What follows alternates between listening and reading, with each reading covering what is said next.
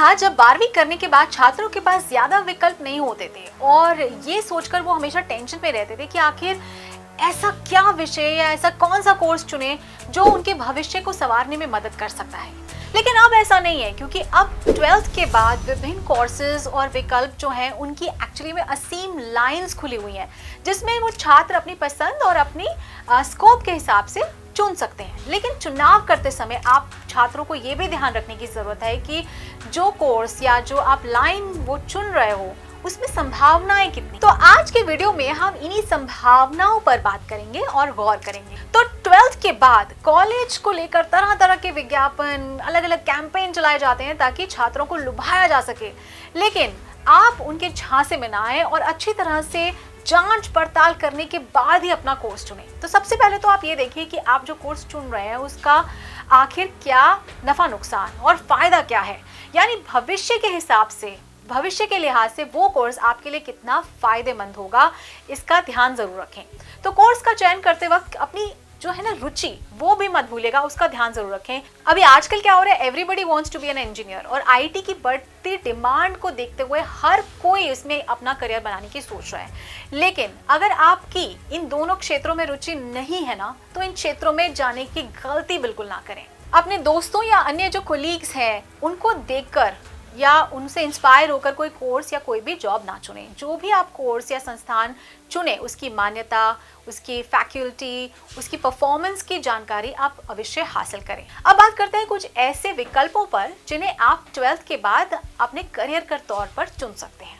तो first is professional courses. तो professional courses का अपना ही जलवा है, तो आप जानते हैं, आप चाहे तो 12th के बाद इन कोर्सेज का चुनाव कर सकते हैं।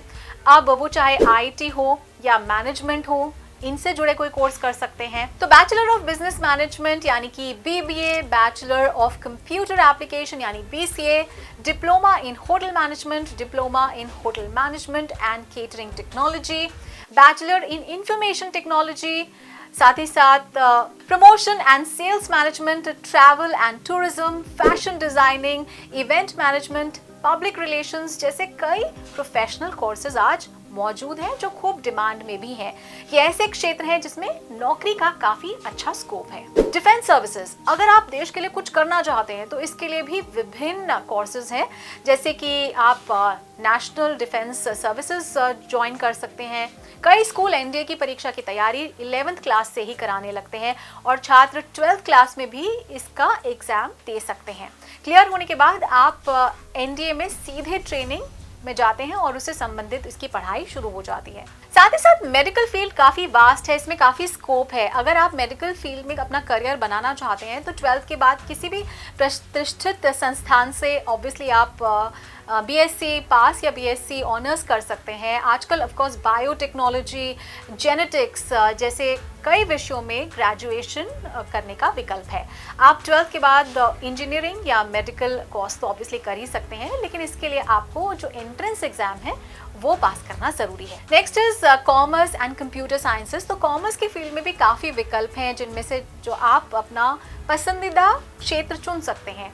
इस स्ट्रीम के जो छात्र हैं वो भविष्य में एमबीए, सीए, सीएस, तो इस स्ट्रीम के जो छात्र हैं वो भविष्य में एमबीए, सीए, साथ ही साथ सीएस, साथ ही साथ फाइनेंशियल एंड एनालिस्ट जैसे क्षेत्र में अपना करियर बना सकते हैं। कंप्यूटर साइंस कोर्स की जो डिमांड है वो काफी बढ़ गई है। कई कॉलेजेस में BSc honours computer science course available है और ये कोर्स करने के बाद आपके पास करियर ऑप्शन की कोई कमी नहीं है।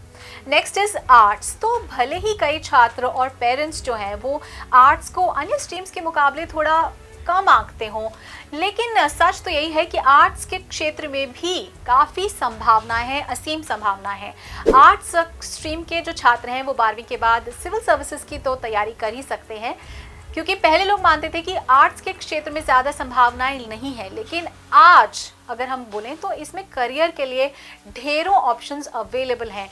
तो आर्ट्स में ऐसे कई विषय हैं जिनमें पढ़ाई करके आप सरकारी और निजी क्षेत्रों में अच्छा मुकाम हासिल कर सकते हैं।